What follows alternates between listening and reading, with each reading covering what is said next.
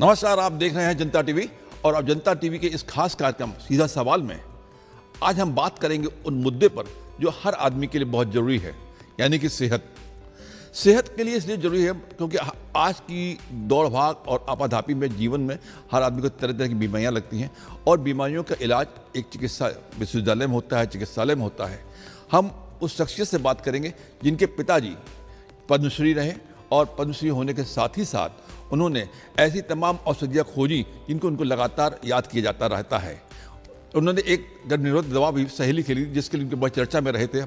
उनकी बेटी सोनिया नित्यानंद जी इस समय KGMU king George medical college, जो कि भारत में टॉप 10 यूनिवर्सिटीज में आता है, मेडिकल यूनिवर्सिटीज में आता है और उसकी बड़ी प्रसिद्धि है, उसकी VC हैं। नित्या का स्वागत है, नमस्कार। और आज से आपका मैं पहला सवाल यही है जो ये कि जो आज की जो चेंजेस आ रहे हैं सोसाइटी में, उसको किस प्रकार की बीमारियां ज़्यादा आ रही हैं और उससे निपटने के लिए क्या क्या तैयारियां होती हैं? आजकल जो बढ़ती जा रही हैं वो लाइफस्टाइल रिलेटेड बीमारियां हैं, जो मोटापन से, एक्सेस अल्कोहल से, एक्सेस स्मोकिंग से, एक्सेसिव वेट गेन से कई बीमारियां होती हैं, जैसे कि हाइपरटेंशन है, दिल में हार्ट अटैक पड़ना है, स्ट्रोक है, डायबिटीज़ है। ये सारी बीमारियां प्रिवेंटेबल हैं, पर चूंकि लाइफस्टाइल मॉडिफिकेशन नहीं हो पा रही है लोगों से और बल्कि और लाइफस्टाइल बिगड़ता ही जा रहा है, तो ये बीमारियां बढ़ती जा रही हैं। एक तो आपने कहा लाइफस्टाइल चेंज हो गई। लाइफस्टाइल चेंज करने के लिए सबसे बड़ा संकट जो पैदा किया है मोबाइल ने, जो आपकी हालांकि टेक्निक है जिसका इस्तेमाल करना बहुत आवश्यक है, बहुत ज़रूरी है, लेकिन ये जीवन में कितना प्रभाव डाल रहा है, मतलब जो बॉडी की सिस्टम को ख़राब करने में कितना? मोबाइल्स की, जैसे आपने बताया, अपनी अहमियत भी है। उससे लाइफ पूरी कम्युनिकेशन, क्या अब एक वर्ल्ड, एक जो पूरा वर्ल्ड अलग अलग कंट्रीज़ थी अब एक कंट्री मान के चलिए, बट इससे नुकसान भी बहुत हुआ है। जो ओवर यूज़ से जब आदमी मोबाइल पे चिपक जाता है तो वो एक जगह बैठा रहता है, वो अपनी सराउंडिंग्स को भूल जाता है, उसकी लाइफस्टाइल एक सेडेंट्री हो जाती है, उसके आँखों पे बहुत स्ट्रेन पड़ता है।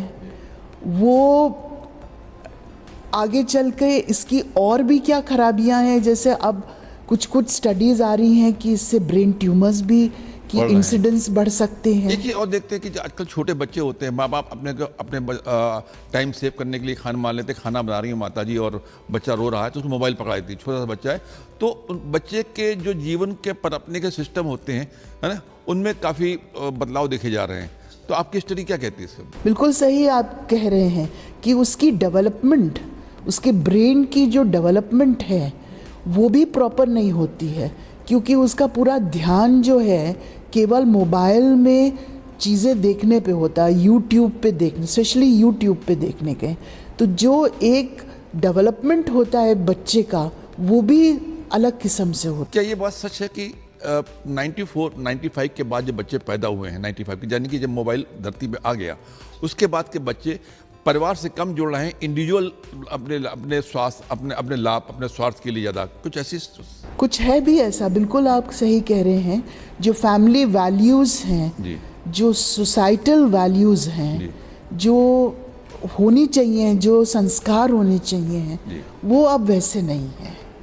तो इस पे बहुत जल्दी हम लोग को कुछ ना कुछ, पेरेंट्स को बच्चों के लिए कुछ ना कुछ तो रोक रखनी पड़ेगी कि भाई ठीक है, आपको मोबाइल देखना है, कंप्यूटर पे बैठना है, तो इतने आप इस समय के बाद बैठ सकते हैं। जो शोध है, जो इन्वेस्टिगेशंस हैं, जो रिसर्च है, वो किस प्रकार की रिसर्च हो रही है जो बेटर हेल्थ आदमी को दे सकती है? ठीक है, तो आजकल जो रिसर्च है हेल्थ में, उसमें एक मेजर फोकस प्रिवेंटिव रिसर्च पे होना चाहिए, प्रिवेंटिव हेल्थ पे।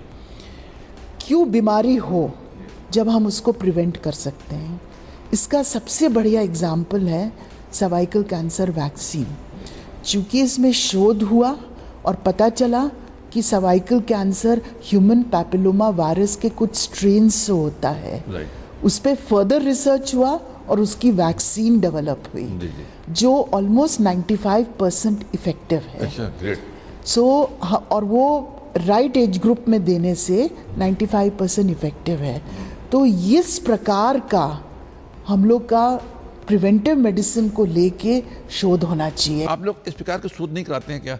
जब मैं याद है कि एपीजे कलाम में एक बार लखनऊ आए थे, उन्होंने डॉक्टरों से अपील की थी कि डॉक्टर लोग भी कंप्यूटर साइंस पढ़ें ताकि उसमें इस बात की खोज कर सके कंप्यूटर के थ्रू, जो उन्हें सीधे मेडिकल साइंस में दिक्कतें आती हैं उसको मैं खुद कर सकें। इस प्रकार का कुछ है? आर्टिफिशियल इंटेलिजेंस, आपने इसका नाम सुना होगा। इसका सबसे बड़ा indication, one of the biggest indication जो है वो हेल्थ में है। हमारे पास लार्ज स्केल डेटा होता है, स्पेशली इन इंस्टीट्यूट्स में, आरएमएल में, किंग जॉर्जेस मेडिकल यूनिवर्सिटी में, जहाँ पेशेंट्स बहुत आते हैं। लार्ज स्केल डेटा को हैंडल करना मुश्किल अपने आप ही होता है, और उसमें से फिर निष्कर्ष निकालने वो और भी मुश्किल होते हैं। तो अगर वो डेटा हम आर्टिफिशियल इंटेलिजेंस के दौरान एनालाइज करें तो बहुत अच्छा उसका महत्वपूर्ण नतीजा निकलता है। फॉर एग्ज़ाम्पल, अगर हम एक्सरेज जो टीबी पेशेंट्स के हैं, यहाँ तो आए दिन टीबी पेशेंट्स आते हैं, उनके एक्सरेज अगर हम आर्टिफिशियल इंटेलिजेंस में फीड कर दें तो अब आर्टिफिशियल इंटेलिजेंस ये देख लेता है कि इन एक्सरेज में क्या क्या फाइंडिंग्स हैं 10,000 20,000 टीबी पेशेंट्स के। अब जब आपने एक अननोन एक्सरे उसमें फीड करा तो वो आपको इंडिकेशन दे देगा कि ये एक्सरे हो सकता है टीबी पेशेंट का हो। तो एक जो आप computer based, digital based technology की बात कर रहे हैं, उसका बहुत इम्प्लीकेशन है हेल्थ केयर में, for example in artificial intelligence. दूसरा मैं आपको एग्जांपल देना चाहूँगी जिसे हम वर्चुअल रियलिटी कहते हैं। आज सर्जन को एक ब्रेन ट्यूमर निकालना है, ठीक है, तो उसको वो तो एक सीटी स्कैन जो है बाई डायमेंशनल 2 डायमेंशनल है, उसमें देख लेता है कि यहाँ पे ब्रेन ट्यूमर पड़ा हुआ है। बट वर्चुअल रियलिटी में एक 3 dimensional picture using digital platforms बन सकती है कि ये ट्यूमर यहाँ पड़ा हुआ है, इतनी डेप्थ पे, इसके चारों तरफ क्या ब्लड वेसल्स हैं, क्या नर्व्स हैं, क्या स्ट्रक्चर्स हैं, वो देख लेता है। और सर्जरी के पहले ही अपना अप्रोच प्लान कर लेता है कि मुझे ऐसे अप्रोच करना है ट्यूमर को निकालने के लिए। इसे वर्चुअल रियलिटी कहते हैं। यानी कि उसने अभी खोला नहीं है ब्रेन, बट उसको थ्रू डिजिटल टेक्नोलॉजी पता चल गया है कि जब मैं खोलूँगा ये सब मुझे देखने को पता चलेगा। तो उस समय निर्णय लेने के पहले उसने 1 दिन 2 दिन पहले ही अपना अप्रोच टू सर्जरी प्लान कर लिया है। So this is the way आज health care services and medicine are going using digital technology. एक तो आपने एक बात की कि मरीजों की संख्या बढ़ रही है, तो हम बात करते हैं मरीजों की संख्या पे। तो जो मरीजों की संख्या बढ़ रही है, उनका क्या ऐसा इलाज है कि मरीजों को बढ़ती हुई मरीजों की संख्या पे उनको बेहतर इलाज मिल सके? एक तो हम लोग जैसे कोविड में इंडिया ने दिखा दिया है कि हम लोग कोविड को कितना बढ़िया, हमने कोविड पैंडेमिक को संभाला है, probably one of the best in the world. Yeah, of course. So it was through organization. Her level पे ऑर्गेनाइजेशन हुआ, सेंट्रल कमांड सेंटर सेटअप हुए, किस अस्पताल में कौन सा बेड अवेलेबल है पूरा मैप आउट हो जाता था। तो जब पेशेंट कोविड का आता था, डिपेंडिंग कि वो कितना बीमार है उस सेंटर उसको अलॉट हो जाता था। तो अगर हमें ज़्यादा से ज़्यादा मरीज़ों का इलाज करना है तो 2 चीज़ें हैं। हम लोग अपना पूरा सिस्टम ऑगमेंट करें कि हर मरीज़ को केजीएमयू आने की ज़रूरत नहीं है। कितने मरीज़ हैं जो secondary health centres and primary health centres में ट्रीट हो सकते हैं, 1 2। तो इससे अगर वहाँ भी पेशेंट्स अकोमोडेट होंगे primary health centres and secondary health centres में, तो आप देखिए burden of patients ease out हो जाएगा। सब हेल्थ सेंटर्स पेशेंट्स को मैनेज कर रहे हैं।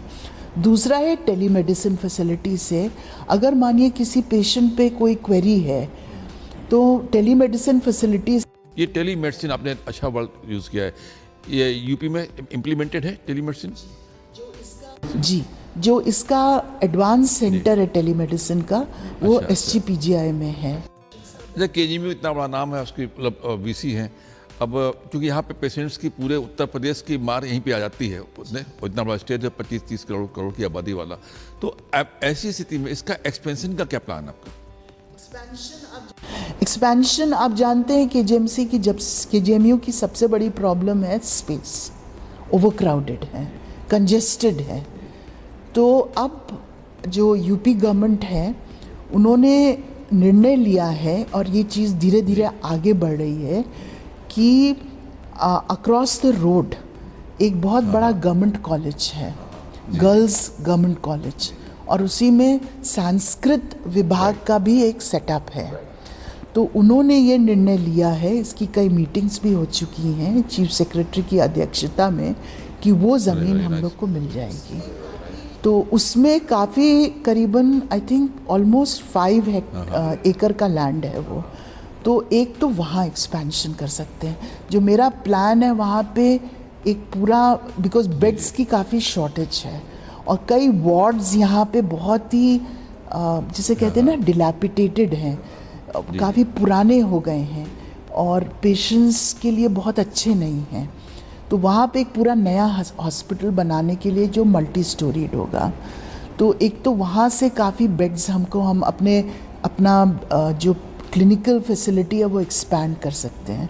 फिर जो यहाँ से खाली होगा एरिया, उसको फिर पूरा रेनोवेट करके उसमें कोई advance research centres of excellence हम बना सकते हैं। ये जो नया लखनऊ बन रहा है, नया लखनऊ जो कि आपसे अब देखना कैसे लखनऊ एक्सपेंड कर रहा है, उस साइट के पेशेंट्स के लिए मेडिकल कॉलेज तक पहुंचना बड़ा मुश्किल होता है, लंबी दूरी तय करनी पड़ती है।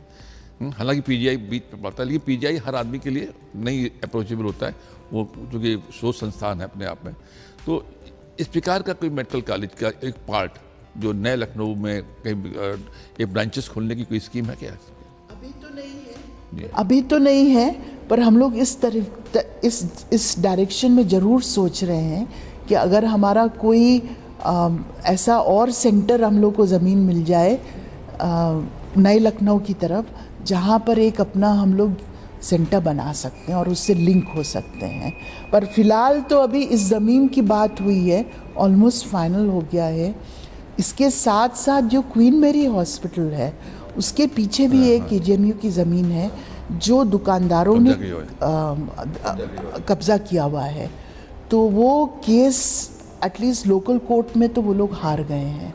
तो अगर वो भी ज़मीन मिल जाएगी, वो अनदर 3 to 4 एकड़ ज़मीन है, तो वहाँ पे हम अपना मैटरनल एंड चाइल्ड का एडवांस सेंटर बना सकते हैं, एक dedicated centre for mothers and children, you know.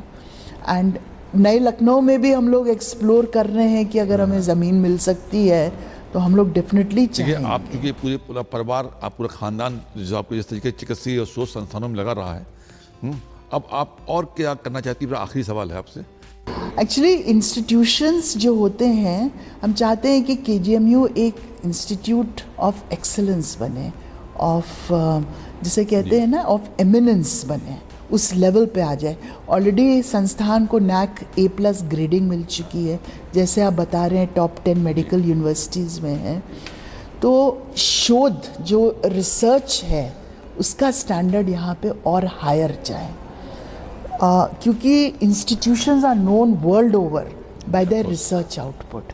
सो अब वो उस लेवल पे आ गया है कि टीचिंग यहाँ एक्सेलेंट है, इसका ट्रेडिशन है। मैं भी यहाँ पढ़ी हुई हूँ, केजीएमयू का ट्रेडिशन है एक्सेलेंट टीचिंग। पेशेंट केयर में तो खैर आगे है ही, इतना मासेस का पेशेंट केयर है, तो अब रिसर्च में भी इसके स्टैंडर्ड्स हायर अप आ जाएं। तो उसके लिए जो मेरी प्रयास है कि जितनी, देखिए हमारे क्या हैंड्स क्या है, फैकल्टी है, तो हमारी प्रयास है कि फैकल्टी एक्स्ट्रा म्यूरल ग्रांट्स लेके आए, हम लोग के रिसर्च कोलैबोरेशंस हों विद इंस्टीट्यूट्स जो यहाँ पे फेमस हैं कंट्री में for research, with international institutes हमारी फॉरेन कोलैबोरेशंस हों, एक्स्ट्रा म्यूरल ग्रांट्स आएँ, हम लोग रिसर्च कंसोर्शियम्स बनाएं जो डिजीज़ेस ऑफ नेशनल इम्पोर्टेंस हैं, जैसे टीबी है, डेंगू है, जो अराउंड दैट लोग एक ग्रुप्स बना के रिसर्च करें। एंड प्लस जैसे मैंने बताया, एक और इम्पॉर्टेंट फोकस है community health programmes and preventive medicine, उसमें शोध करें। आपकी जो उम्मीदें हैं, आपकी जो आपकी सोच है, भगवान करे आपको पूरा हो। नमस्कार, थैंक यू। थैंक यू, धन्यवाद।